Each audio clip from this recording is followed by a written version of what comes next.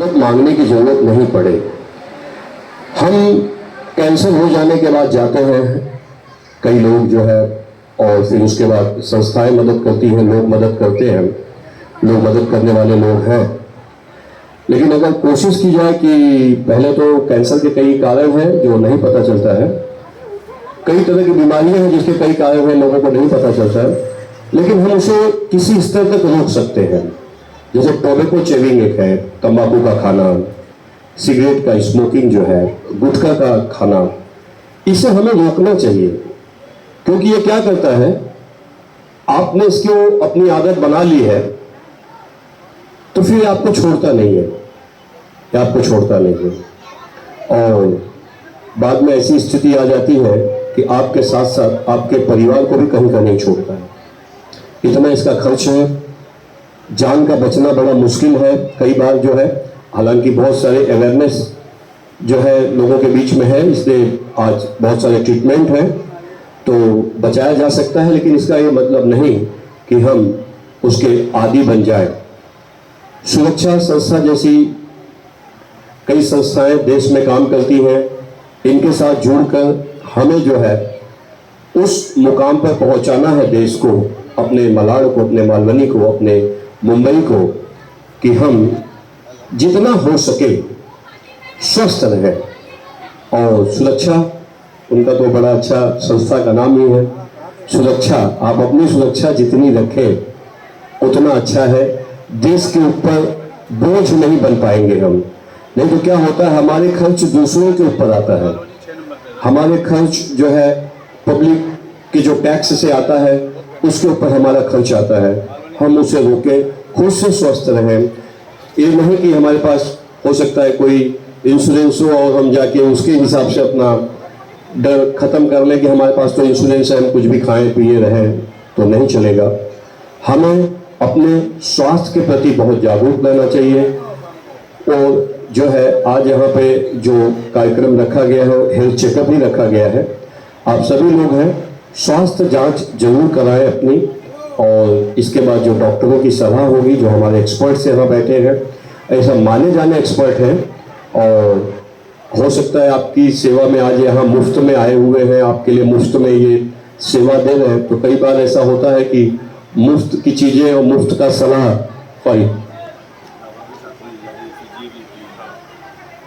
कई बार ऐसा होता है कि मुफ्त में जो सलाह मिलती है, मुफ्त में जो चीज मिलती है, हम उसकी कीमत नहीं कर पाते हैं।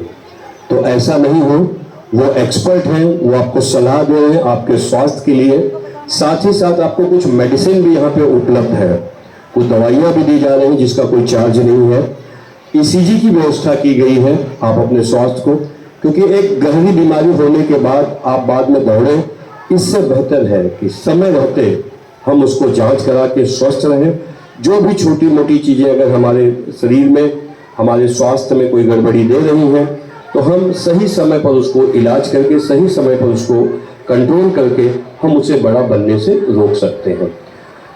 हमारा आर्थिक जो बोझ होता है वो हमारे 2-3 चीज़ें बड़ी होती हैं जीवन में। एक पढ़ाई का खर्चा, एक अस्पताल का खर्चा, उसके बाद कई बार शादी ब्याह के खर्चे को लोग करते हैं। इन सब की जो आर्थिक होती है उसमें से 2-3 चीज़ें ऐसी होती हैं कि लोग शौक से जो शादी ब्याह में खर्चा करते हैं, उनका शौक होता है, अपनापन होता है, तो वो खर्चा करते हैं। एजुकेशन में खर्चा करते हैं, वो भी समझ में आता है। लेकिन जांच करा के अगर स्वस्थ नहीं रहे और अस्वस्थ होकर अगर आपने मेडिकल में खर्चा किया तो वो किसी को अच्छा नहीं लगता है। और जब मेडिकल के लिए आपका खर्च होता है तो आपके परिवार को भी सफ़र करना पड़ता है, आपका पूरा परिवार सफ़र करता है। इतना बड़ा अमाउंट रखा हुआ आपका एक साथ में चले जाता है, और शरीर जो बिगड़ा वो अलग से। तो आज यहाँ सुरक्षा संस्था द्वारा, हमारे आदरणीय बड़े भाई साहब विनय सिंह जी के द्वारा, उनके परिवार के द्वारा, और यहाँ पे कई मान्यवर हैं, बड़े से बड़े यहाँ मान्यवर हैं, सब जो दिन रात लगे रहते हैं, सब यहाँ पे आप देख रहे हैं इतने लोगों का नाम जो है यहाँ पर है कि आपकी सेवा में अपने घर परिवार को छोड़कर लगे हैं। तो इनके जो सुविधाएं आपको दी जा रही है इनके द्वारा, उसे लेकर, उसका लाभ लेकर अपने मालवनी को आगे बढ़ाएं, अपने मलाड को आगे बढ़ाएं, अपने मुंबई को आगे बढ़ाएं, अपने महाराष्ट्र राज्य को, अपने देश को हम आगे बढ़ाएं। यहाँ पर आज इतने बड़े पैमाने पे आए हैं आप लोग, ये बहुत बड़ी बात है। इसलिए बोलिए कि लाइन लगा के वहाँ पे चेकअप करें। प्लीज लोगों से रिक्वेस्ट है कि ये सारी चीजें रिकॉर्डिंग हो रही है, तो मालवनी का एक नाम जाए, अगर कहीं जाए तो मालवनी का एक नाम जाए कि यहाँ के लोग बड़े सिस्टमेटिक है। सभी से रिक्वेस्ट है कि आप लाइन लगा लें, लाइन से अपनी जांच को कराएं। डॉक्टर्स आपके लिए अवेलेबल हैं, वो कहीं जाने वाले नहीं हैं। आराम से बात करते हुए लाइन में खड़े रहें, खूब एक दूसरे से मिलें, बात करें।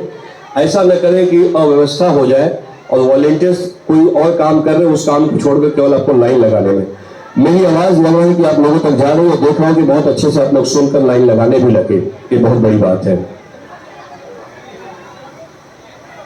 अब यहाँ पर एक लाइन के माध्यम से मैं आप लोगों को सूचना देना चाह रहा हूं, उस लाइन को संभालिएगा।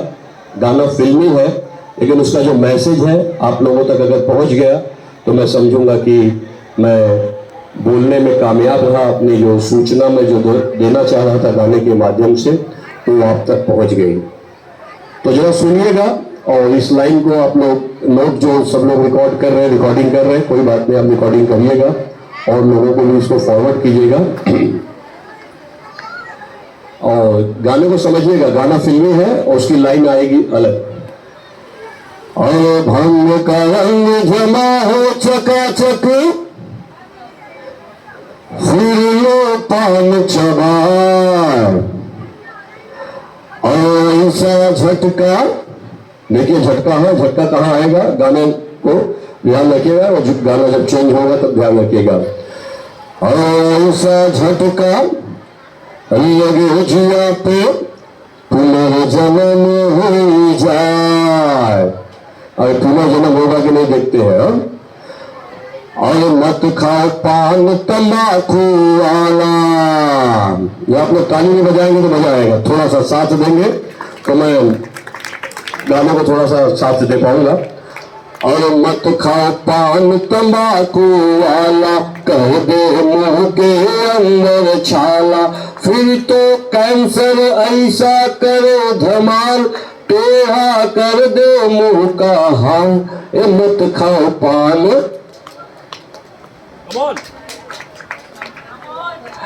क्या बात है, बहुत जोरदार आवाज, आप लोगों के यहाँ से इतनी आवाज आई, क्या बात है।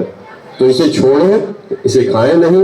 अगर आपके अगल बगल कोई खा रहे हैं तो उसे रोकें कि भाई ये गलत चीज है। नहीं रोक सकते तो कम से कम टोके जरूर। अपने मुंबई को हमें निरोगी बनाना है। सुरक्षा फाउंडेशन ने जो भी उन्होंने एक शपथ ली है कि लोगों के आरोग्य को हमें बहुत अच्छा रखना है, कि लोग बहुत स्वस्थ रहें। हमारी मुंबई में हमें लोग बीमार नहीं चाहिए। बीमारी तो ठीक है अपने आप आती है, लेकिन हम ऐसा नहीं है कि हम उसे जो रोकने की हमारी चीजें हैं हम उससे दूर रहें, खूब जो है निरोगी रहें, बहुत अच्छी पढ़ाई लिखाई करें, बच्चों के ऊपर बहुत ध्यान दें और बच्चों के स्वास्थ्य के लिए उन्हें खेलने कूदने भी दें। बहुत बार ऐसा होता है कि हम पढ़ाई पे इतना ध्यान दे रहे हैं कि उनके जो बाकी चीजें हैं उसको हम रोक दे रहे हैं, जो उनके स्वास्थ्य से रिलेटेड है हम उसे रोक दे रहे हैं। मोबाइल में माता पिता इतने तल्लीन हो गए हैं, इस समय इतने तल्लीन हो गए हैं कि बच्चों के ऊपर भी उनका ध्यान हट गया है। तो थोड़ा सा मोबाइल से हटके अच्छा भोजन बना के दें, अच्छा उनको खाना दें, उनकी टिफिन दें, जिससे वो बाहर जाकर कुछ और खाएं नहीं और अच्छे से उनका स्वास्थ्य रहे। और बच्चों को बाहर की आदत लगाए नहीं, क्योंकि वो आदत एक बार लगी तो छोटे छोटे बच्चे हैं, बाहर इतने केमिकल्स डाल के जो भी चीजें बन रही हैं, बच्चों के इस छोटे उम्र के लिए, बड़ों के लिए तो खतरनाक ही है, बच्चों के लिए और खतरनाक है। वो आज नहीं कल आप जाके देखेंगे, आज जितने भी हॉस्पिटल्स में हैं ऐसी ऐसी चीजें खा रहे हैं, सबके किडनी पे असर हो रहा है, सबके हार्ट पे असर हो रहा है, वो ठीक नहीं है। तो अपने बच्चों को उत्तम भोजन बना कर दें, उत्तम टिफिन बना के दें और बहुत ज्यादा उनको पॉकेट मनी नहीं दें। सबसे खतरनाक है पॉकेट मनी। हम लोग देखते हैं कि हमें नहीं मिला है, मुझे मेरे बच्चों को बहुत देना है, क्योंकि मुझे नहीं मिला था, मैं बहुत तकलीफ में था, मुझे इनको बहुत देना है, इसके चक्कर में कुछ ज्यादा ही दे रहे हैं। और बच्चे के बिगड़ने के जो चांसेस होते हैं वो हमारे कारण होते हैं। बच्चों में कोई दोष नहीं होता है, बच्चों को तो हम ही अगर बिगड़ रहे हैं आज के इस कलयुग में, तो उसमें हम लोगों का ही रोल है। बच्चों के पढ़ाई लिखाई पे जाकर उनके स्कूल में बात कीजिए। अगर आपने ट्यूशन लगाया है तो ट्यूशन में जाके बात कीजिए कि वो पढ़ रहे हैं कि नहीं, स्कूल आ रहे हैं कि नहीं, ट्यूशन जा रहे हैं कि नहीं। 4 लोगों को लेके हम बिल्डिंग में बात कर रहे हैं, अपने एरिया में बात कर रहे हैं, अपने घर के यहाँ बात कर रहे हैं, लेकिन हम 10 मिनट निकाल कर जाते नहीं हैं। तो महीने में 2 महीने में एक बार स्कूल में, क्लासेस में, कॉलेज में जरूर जाएं। आपकी ड्यूटी है। एक टीचर 200, 300, 400 बच्चों को कितना देखेंगे? हम अपने 1 या 2 बच्चों को नहीं देख पा रहे हैं। बाद में अरे मेरा बच्चा बिगड़ गया, मेरा बच्चा स्कूल नहीं जा रहा था, मेरा बच्चा कहीं और जा रहा था। इन सब चीजों को रोकने के लिए आप थोड़ा सा ध्यान दें। समय रहते अगर किसी विषय पे ध्यान दे दिया जाए तो वो बहुत नहीं बिगड़ता है। मेरी शुभकामनाएं हैं, आप सभी लोग हमेशा स्वस्थ रहें, मस्त रहें, खूब आनंदित रहें, दीर्घायु हो। अभी आप कभी बीमार नहीं हो, मैं यही चाहूंगा। और हमारे विनय भाई साहब जी, हमारे बड़े भाई साहब हैं, मैं इनको कहूंगा जरा प्लीज रिक्वेस्ट है स्टेज पे आए। आपके काम के बारे में जितना कहा जाए उतना कम है। मैं कोई अपरिचित नहीं है आपसे कि जो यहाँ आपको नहीं जानते हो। बहुत बहुत धन्यवाद और फिर हम लोग मिलेंगे। एक बार पुनः आप सभी को स्वतंत्रता दिवस की बहुत बहुत शुभकामनाएं और मैं आपको प्रणाम करता हूँ आपकी इस अच्छे कार्य। Thank you. मैं चाहूंगा बच्चों से और बड़ों से